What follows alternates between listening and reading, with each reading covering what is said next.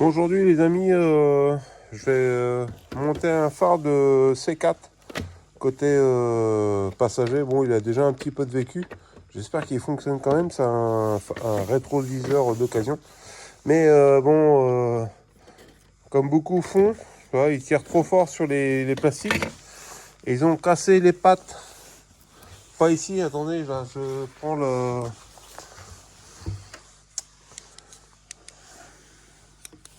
Vous voyez, ils n'ont pas cassé les pattes là sur le phare ici, ni là. Mais ils ont cassé les pattes là. Et là.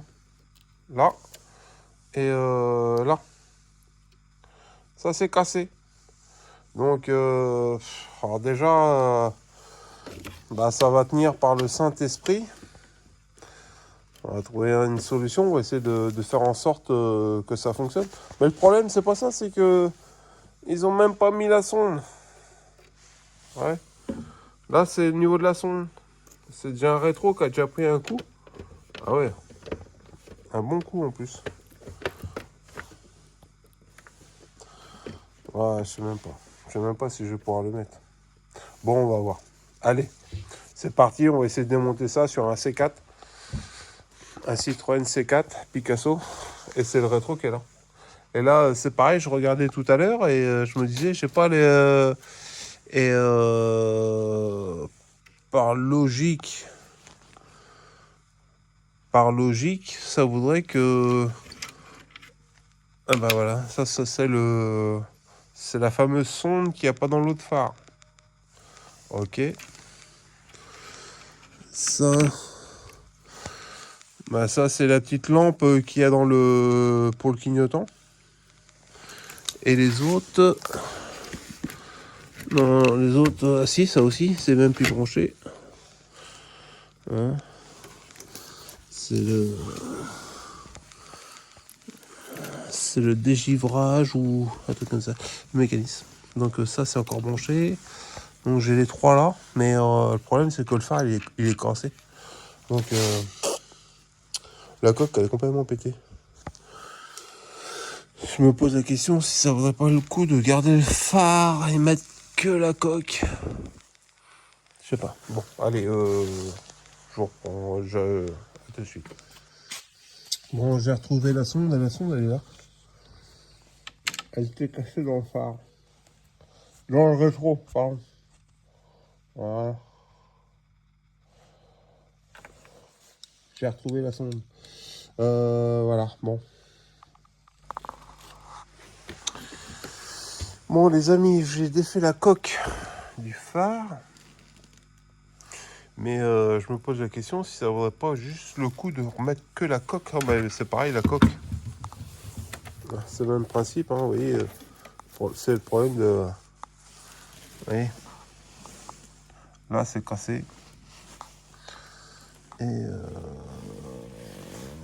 il n'y a que celle-là, il y a cette patte-là qui est cassée. Voilà. Si ça vaudrait pas le coup de remettre que le phare, que la coque sur le phare avec sa sonde. On va voir. Je pense que je vais remettre que la coque. Je vais essayer de réparer ça comme ça avec... de toute façon, les deux sont bonnes, mais je sais pas si c'est cassé au niveau de là. Ouais, c'est cassé aussi. Vous voyez, c'est cassé là. Là. Au bout de ma lampe, c'est cassé là et ça va le casser là. Bah oui, pareil. Oui, oui. C'est cassé là. Le picot, il est dedans encore. Au bout de ma lampe. Mais je vais remettre juste que le phare. Ça va éviter de démonter toute la carcasse. Bon, allez, c'est parti, on fait ça. Bon, je vais me percevoir. De toute façon, quoi qu'il advienne, pour la sonde de température qui se trouve là. Oui, c'est celle-là. Et ben pour ce faire là, la patte là qui tient qui tient la sonde, elle est cassée. Vous voyez, ça tient pas. Donc il va falloir que je trouve quelque chose pour faire tenir la sonde, pour la mettre en place ici. Parce que même sur l'autre phare, quoi qu'elle vienne, voyez, ici, je vais vous montrer mieux. Ici, c'est cassé. Voilà. Donc, quoi qu'il advienne, sur la nouvelle coque, le phare, comme il a déjà été touché, c'est cassé. Là, c'est cassé là. Donc, ça ne pourra pas tenir. Donc, je vais trouver une petite solution pour essayer de faire tenir la sonde. Et ça va éviter de démonter tout le phare. Donc, voilà. Allez, on continue. Donc là, je vais brancher. Ça, c'est l'autre pack qui est moins abîmé. Il n'y a que cette pack-là qui est cassée, pas les autres. Vous voyez, je sais pas si vous arrivez à voir. Je vous l'ai montré tout à l'heure, ça est cassé, mais pas les autres. Enfin, si, là. Vous voyez, là. Donc, on va essayer de voir déjà s'il fonctionne. De ne pas remonter un cache qui ne fonctionne pas. Et là.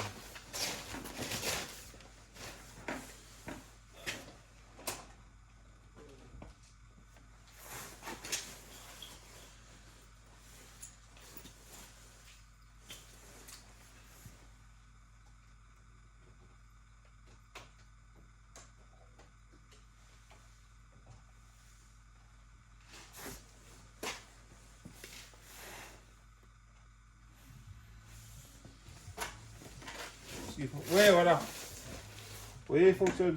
Donc là, on est où?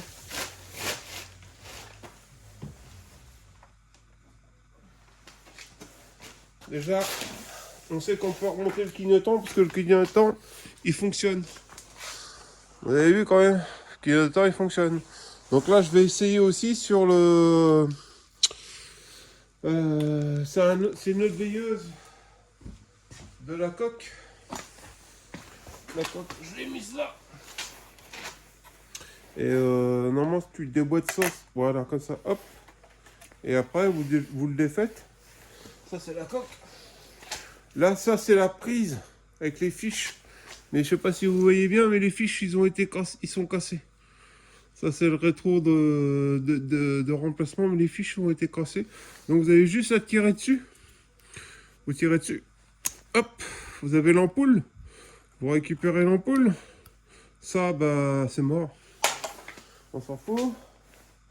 On remet l'ampoule sur le feu. Et déjà, on va voir si ça fonctionne ou pas. Et on met en route. Et j'ai vu que là, vous voyez, à force, les fils, ça peut faire un court-circuit. Attendez, bougez pas.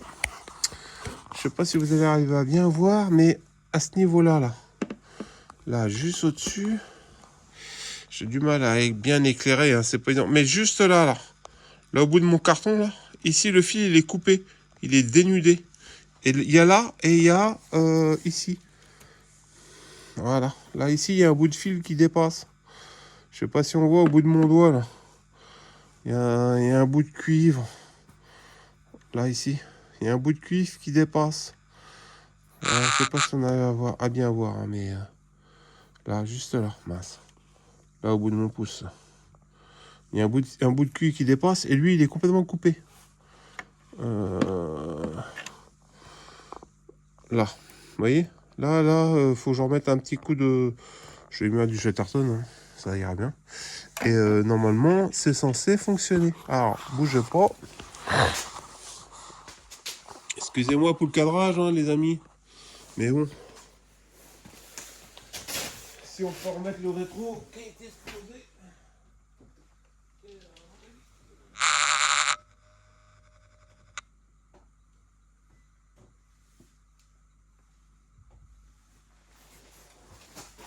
C'est les veilleuses avec le... Non. Attendez, bougez pas, là, j'ai un doute. J'ai un doute.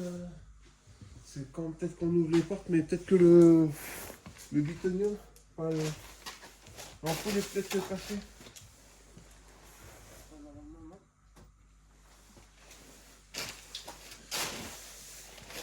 Peut-être que l'ampoule est cassée. Alors attendez, on va regarder ça. Ah mais peut-être que par rapport au fil. Ah, j'aurais du mal à voir. Non, l'ampoule apparaît pas cassée. L'ampoule ne paraît pas être cassée. Donc ça serait...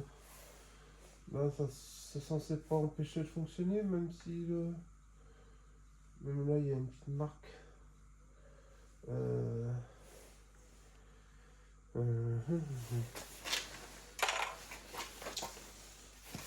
fait pas partie du milieu, ça va être quoi?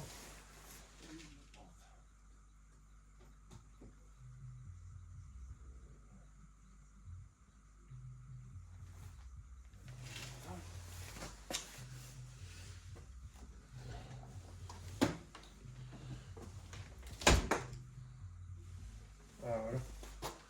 C'est comme une veilleuse. Et ben vous voyez, il fonctionne. C'est quand on est au départ. Voilà, de chaque côté. C'est la fameuse veilleuse que quand on démarre le véhicule, il s'allume.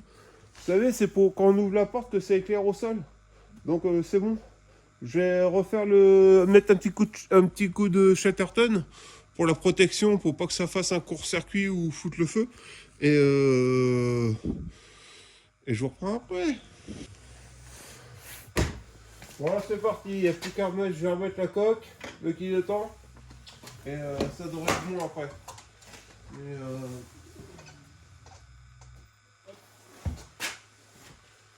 je coupe le jus. On va me dire, ouais, mais tu mets de la musique. Mais la musique, c'est pas automatique. Donc là, je vais clipser l'ampoule du phare. Tac. J'ai fait une bêtise. C'est la fameuse ampoule de la coque. Parce que la coque, elle se remet avant. Tac. Elle se remet dans sa petite gorge. Il y a une petite gorge là. Vous voyez. Ici. Une fois qu'elle est prise dedans, on tourne. Non, je dis une bêtise, c'est de l'autre sens. Voilà. Tac. Et après, une fois qu'elle est emboîtée à ras, on tourne.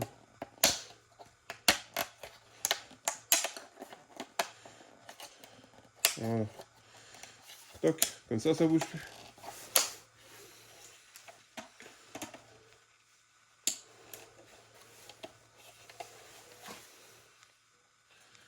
Et après, on vient emboîter.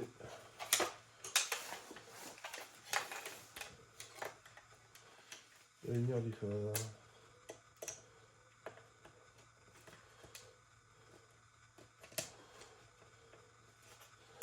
Toc. Et après, on essaye de remboîter la coque. Comme je vous ai dit, on fait attention parce qu'il y a les picots, ils sont cassés. Alors c'est une coque d'occasion, hein, les gars, les amis. Et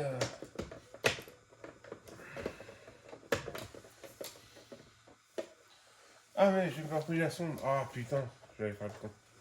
Heureusement je l'ai pas emboîté. J'ai la sonde. J'ai la sonde à recoller là. Ici. Faut que je trouve un système pour la caler pour qu'elle reste là. Parce que la sonde, le support de sonde, il est cassé. Vous voyez? Là. Allez les amis. Le support de sonde, il est cassé là. Là, juste là. Là, ici. Vous voyez? Là, le support de sonde, il vient juste là, se loger là. Et le plastique, il est cassé. Donc, automatiquement, la sonde, elle peut pas tenir, là, la sonde qui est là. Elle va dans le petit trou là. Mais comme il est cassé, même avec la coque qui est cassée aussi, eh ben, ça va pas tenir beaucoup. Donc, faut que je trouve une petite solution. Je vous reprends après. Bon, normalement, c'est reclipsé, mais il y a des pattes qui sont cassées. Donc ça tiendra pas mieux. Mais bon, logiquement, c'est censé pas bouger. Logiquement, voilà. Ça peut taper, c'est réparé.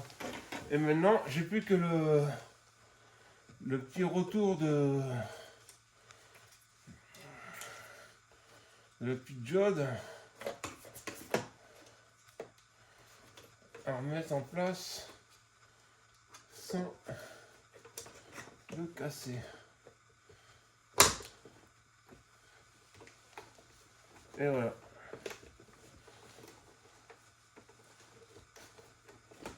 Normalement. Vous voyez? Logiquement, c'est remis en place. Ah, j'ai un petit défaut, ouais, mais les pattes sont cassées. Ouais. Bon, bah. Je pense que là, je peux pas faire mieux que ça. On va voir si tout fonctionne, mais je suis pas sûr. Hein. Je suis pas sûr. Je vous montre ça en direct. J'espère.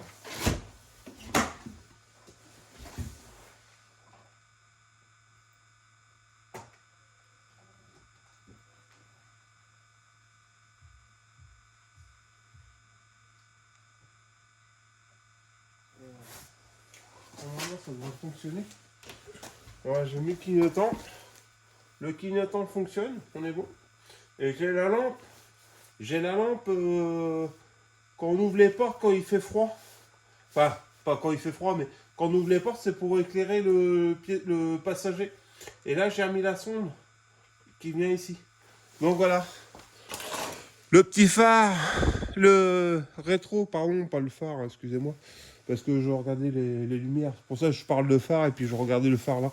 Mais non, voilà, comme ça c'est refait, c'est remonté.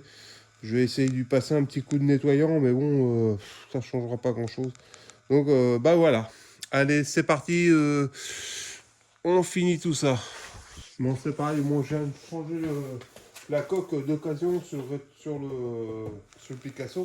Mais quand je regarde là, vous voyez, bah ça me paraît pas bien épais là. Vous voyez, à mon avis, il manque de la pression dans le pneu. Et on va y remettre un petit coup au passage. Ça ne fera pas de mal. Comme ça, les amis. Ils vont récupérer leur de barre. C'est pour remplir. C'est minimum de barre 5 dans cette main-là.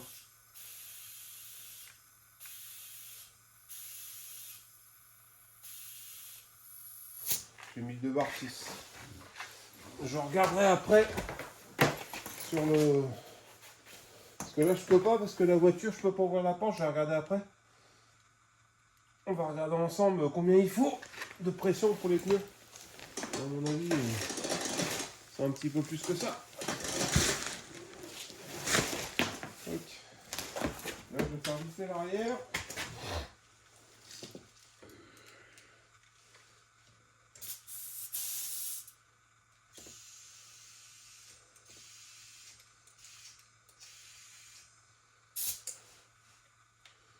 Et je vais sortir le véhicule et à mon avis, je vais remettre un coup de pression correctement un peu partout.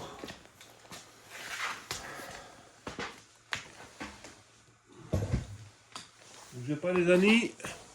Enfin, je parle un peu avec le nez parce que j'ai le nez qui est complètement pris. Et 2 petites secondes. Si j'arrive à trouver ce que je dois mettre.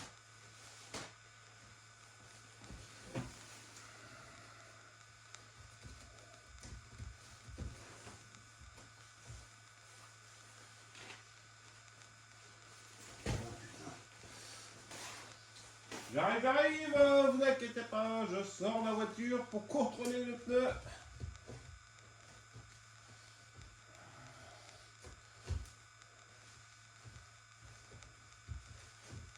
Voilà. J'arrive, je sors la voiture.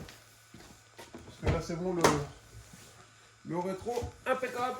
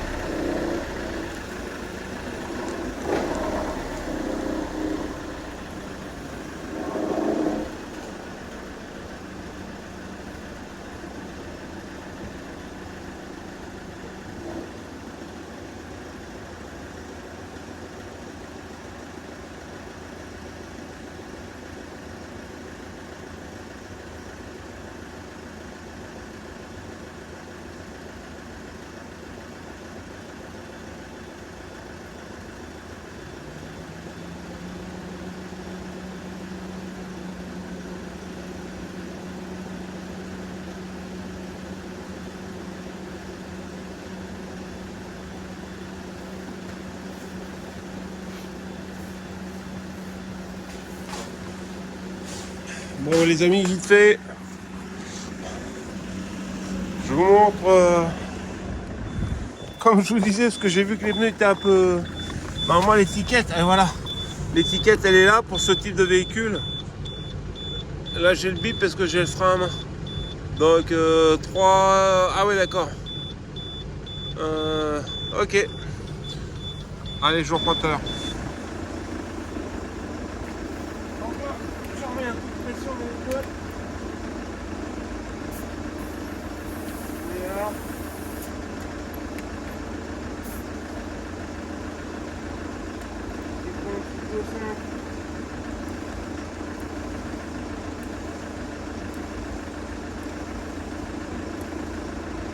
voilà, on va mettre 2,6 partout. Avec un 10 de 5, ça y fera pas de mal.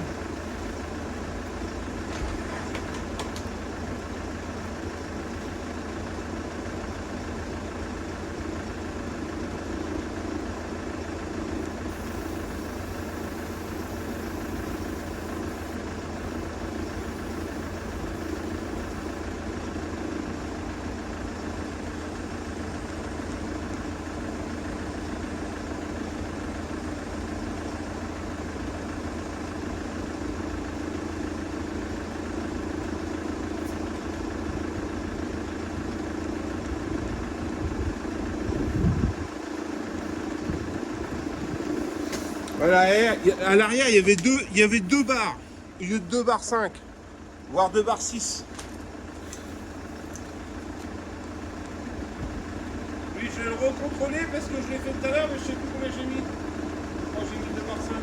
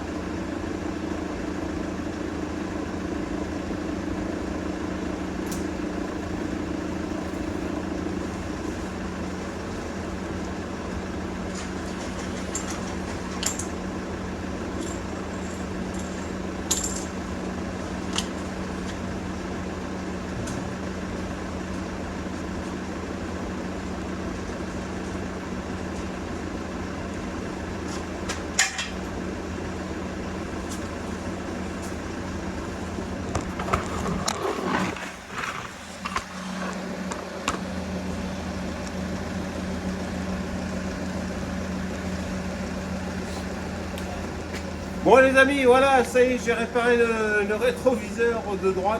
Bon, c'est des amis, ils ont eu un petit souci de rétro. Je leur ai donné un coup de main et voilà, c'est comme ça qu'on fait la mécanique, c'est comme ça qu'on peut aider des gens. Et voilà, moi ça me fait plaisir, ça leur fait plaisir, ça me va.